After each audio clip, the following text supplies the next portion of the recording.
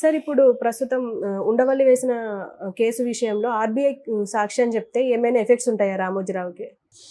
నిన్న ఒక షాకింగ్ పరిణామం అని చెప్పాలి రామోజీరావుకి. ఎందుకంటే రామోజీరావు మీద ఇప్పుడు ప్రధానంగా 2 రకాల కేసులు నడుస్తున్నాయి. ఒకటి మార్గదర్శి ఫైనాన్స్ లిమిటెడ్ ఒకటి, రెండోది మార్గదర్శి చిట్ ఫండ్స్ ఒకటి. మనం చూస్తూ ఉండేది జగన్ మార్గదర్శిని వేధిస్తున్నాడు, రామోజీని వేధిస్తున్నాడు, సిఐడి అనేక సార్లు రామోజీకి నోటీసులు ఇవ్వడం, ఇవన్నీ కూడా మార్గదర్శి చిట్ ఫండ్స్. దీనికి ఉండవల్లికి సంబంధం లేదు, ఉండవల్లి అరుణ్ కుమార్ గారికి దీనికి సంబంధం లేదు. అయితే మార్గదర్శి ఫైనాన్స్ ఏదైతే ఉందో దానికి సంబంధించి ఉండవల్లి 2006 నుంచి ఫైట్ చేస్తున్నాడు. అప్పట్లో రాజశేఖర్ రెడ్డి ఆ 2 పత్రికలని ఆంధ్రజ్యోతి ఈనాళ్ళను టార్గెట్ చేసేవాడు, అసెంబ్లీలు కానీ బయట కానీ. అందుకని రామోజీ దూకుడిని అరికట్టాలంటే రామోజీకి ఉండే ఎకనామిక్ బ్యాక్గ్రౌండ్ని దెబ్బతీయాలి. మామూలుగా రాజశేఖర్ రెడ్డి కానీ లేకపోతే జగన్ కానీ వీళ్ళందరికీ ఏంటంటే ఫ్యాక్షనిస్ట్ బ్యాక్గ్రౌండ్ ఉంది వీళ్ళకి.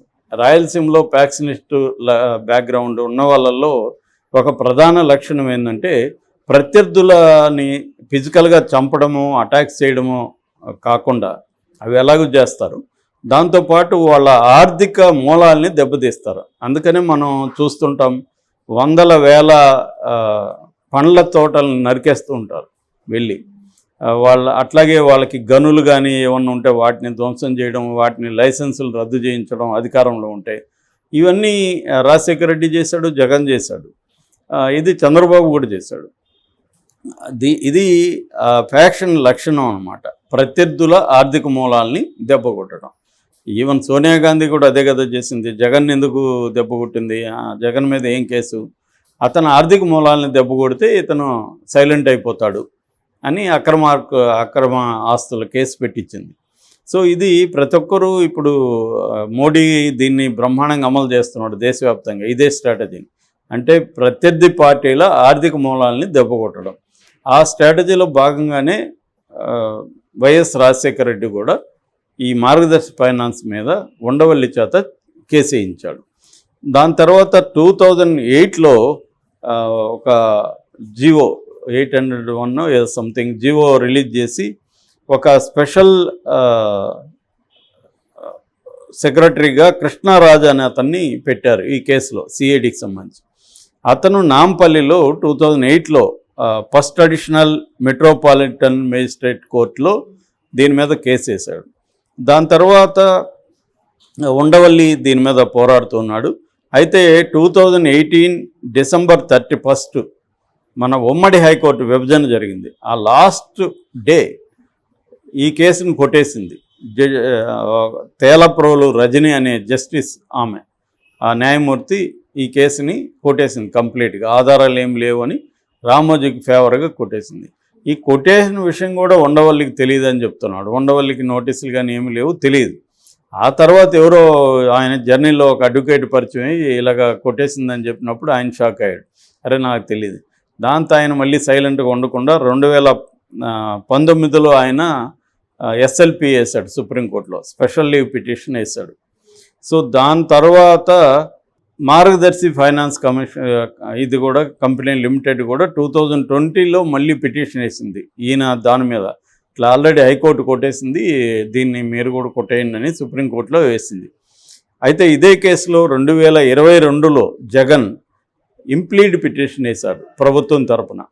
సో అప్పటి నుంచి ఏంటంటే ప్రభుత్వం దీని మీద సుప్రీంకోర్టులో ఫైట్ చేస్తుంది, ఉండవల్లి కూడా ఇండిపెండెంట్గా చేస్తున్నాడు. సో వీళ్ళ వాదన, ఉండవల్లి వాదన కానీ ప్రభుత్వ వాదన కానీ ప్రధానంగా ఏంటంటే ఈ మార్గదర్శి ఫైనాన్స్ లిమిటెడ్ కంపెనీ ఏదైతే ఉందో అది హెచ్యుఎఫ్ కంపెనీ. అంటే మన కంపెనీలలో లిమిటెడ్ కంపెనీలు, అన్లిమిటెడ్ కంపెనీలు రకరకాల పద్ధతిలో ఉంటాయి కదా, ప్రొప్రైటరీషిప్. అలాగా హెచ్యుఎఫ్ అనే ఒక కేటగిరీ ఉంది. హెచ్యుఎఫ్ అంటే హిందూ అన్డివైడెడ్ ఫ్యామిలీ కంపెనీ. ఈ హిందూ అన్డివైడెడ్ ఫ్యామిలీ కంపెనీ కింద ఏంటంటే రూల్ ప్రధానంగా ఈ హిందూ ఫ్యామిలీస్లో అన్డివైడెడ్గా ఉమ్మడి కుటుంబాల్లో ఒక 15-20 కుటుంబాలు ఉంటాయనుకోండి. ఆ కుటుంబాలలో ఉండే వాళ్ళే దీంట్లో పెట్టుబడులు పెట్టాలి, డిపాజిట్స్ వాళ్ళే పెట్టాలి, బయట పబ్లిక్ దగ్గర కలెక్ట్ చేయకూడదు. ఇది మనకి RBI reserve bank of India చట్టం ఉంది. ఆ చట్టం సెక్షన్ 45A ఇది చెబుతుంది అనమాట. 45S చట్టం సెక్షన్ 45S అనేది ఈ రూల్ కింద డిఫైన్ చేస్తుంది. సో ఈయన ఏం చేశాడు, పేరుకి అలా పెట్టాడు మార్గదర్శిని, కానీ ఈయన దాదాపు 2600 కోట్ల రూపాయలని డిపాజిట్లుగా కలెక్ట్ చేశాడు ప్రజల నుంచి. సో ఇది చట్టవిరుద్ధము అనేది ఉండవల్లి కానీ గవర్నమెంట్ కానీ ఆర్గ్యూ చేస్తుంది. ఇప్పటి వరకు దాని తర్వాత సుప్రీంకోర్టులో కేసు ఉన్నప్పుడే వీళ్ళు ఇంకొక 2000 కోట్లు కూడా కలెక్ట్ చేశారు అనేది కూడా ఆరోపణ. అది ఇప్పుడు రకరకాలుగా మారుతూ నిన్న విచారణకు వచ్చింది. రామోజీరావు తరపున మొన్న చంద్రబాబు తరపున ఏ అడ్వకేట్లు ఉన్నారో వాళ్లే సుప్రీంకోర్టులో అడ్వకేట్లు. హరీష్ సాల్వే, అభిషేక్ సింగ్ మన్వి, తర్వాత మన సిద్ధార్థ లోత్రా వీళ్ళు అపీర్ అయ్యాడు. ఇటు గవర్నమెంట్ తరపున నిరంజన్ రెడ్డి అపీర్ అయ్యాడు. ఇటు ఉండవల్లి తరపున ఆయన పార్టీ ఇన్ పర్సన్ అంటారు, ఒక ప్రొవిజన్ ఉంది. పార్టీ ఇన్ పర్సన్ అంటే కేసు వేసిన వాళ్ళే వాదించుకోవచ్చు. అలాగే ఆయన వాదించుకున్నాడు. ఆయన తరపున అడ్వకేట్స్ కూడా ఇద్దరు ఉన్నారు, అల్లంకి రమేష్ అనే అరుణాగుప్తా. వాళ్ళిద్దరు కూడా వాలంటరీగా డబ్బులు తీసుకోకుండా వచ్చి చేస్తున్నారని ఉండవల్లి చాలాసార్లు చెప్పారు. సో వీళ్ళ వాదనలు విన్నప్పుడు నిన్న ఒక సర్ప్రైజ్గా ఏం జరిగిందంటే, ఉండవల్లి ఆర్గ్యూ చేస్తున్నప్పుడు ఇదంతా కూడా ఆర్బీఐ అడ్వకేట్కి కూడా తెలుసు, ఆయన కూడా ఇక్కడే ఉన్నారు అని చెప్పాడు. ఆయన పేరు రమేష్. ఆయన ఆర్బీఐ అడ్వకేట్ కూడా చెప్పాడు, అవునండి ఇది చట్టవిరుద్ధమే, ఆర్బీఐ చట్టం కింద ఇలాగ హెచ్ఈఎఫ్లో నుంచి ఇలాగ బయట పబ్లిక్ ఫండ్స్ కలెక్ట్ చేయకూడదు అని సుప్రీంకోర్టుకి ఆయన కూడా నివేదించాడు. దాంతో సుప్రీంకోర్టు కన్విన్స్ అయ్యి సుప్రీంకోర్టు ఏం చెప్పిందంటే, దీని మీద మీరు రిటర్న్గా నోటు పెట్టండి ఆర్బీఐ తరపున అని అడిగింది. అట్లాగే ఉండవల్లిని కూడా రిటర్న్గా పెట్టండి అనింది. అయితే అభిషేక్ సింగ్ మన్వి ఆయన ఏం చెప్పారంటే, లేదు కలెక్ట్ చేసిన డబ్బులంతా మళ్ళీ వెనక్కి ఇచ్చేసామని చెప్పారు. సో దానికి ఉండవల్లి ఆర్గ్యుమెంట్ ఏంటంటే, కలెక్ట్ చేసిన డబ్బులు వీళ్ళు పెట్టుకున్నారా వెనక్కి ఇచ్చేసినారా అనేది ఇక్కడ చర్చ కాదు. కలెక్ట్ చేయొచ్చా చేయకూడదు అనేది చర్చ. కలెక్ట్ చేయడం రాంగ్ అన్నప్పుడు కలెక్ట్ చేశాను నేను ఇచ్చేసాను సార్ మళ్ళీ వెనక్కి ఇచ్చేసాను అంటే కుదరదు ఇది అనేది ఆయన చెప్పాడు. అదే మనం ఇందాక వేరే వీడియోలో చెప్పుకున్నట్టు తప్పు చేశాను సార్ సారీ అంటే కుదరదు. ఒక తప్పు జరిగిపోయినప్పుడు ఆ తప్పుకి తగిన శిక్ష పడాలి. ఇలాగా వేరే ఫైనాన్షియల్ ఇన్స్టిట్యూట్ ఒక చిన్న చిట్ ఫండ్ కంపెనీనో ఇంకోటి ఇలా చేస్తే వాళ్ళకి క్యాన్సిల్ చేస్తున్నారు, దాడులు చేస్తున్నారు, వాళ్ళకి జైలుకి పంపిస్తున్నారు. మొన్న కూడా రాజమండ్రిలో కూడా అలాగ జైలుకి పంపించారు చిట్ ఫండ్ కంపెనీ. దేశవ్యాప్తంగా ఇలాగ అనేక చిట్ ఫండ్ కంపెనీలు, అనేక ఫైనాన్షియల్ కంపెనీలు ఇర్రెగ్యులారిటీస్ ఉన్నప్పుడు వాళ్ళకి శిక్షలు పడుతున్నాయి. రామోజీరావుకి ఎందుకు పడట్లేదు అనేది ఉండవల్లి అడుగుతున్న ప్రశ్న.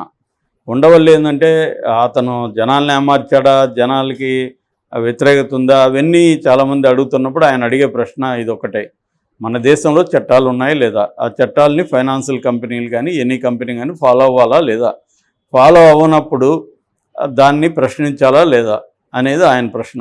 ఫాలో కానీ మరి అందరూ కూడా ఇదే లాజికల్ చెప్తే అందరూ కూడా రామోజీరావు లాగా వదిలేయాలి కదా, అందరినీ వదిలేయట్లేదు, రామోజీరావుని మాత్రం ఎందుకు వదిలేస్తున్నారు అనేది ఉండవల్లి ప్రశ్న.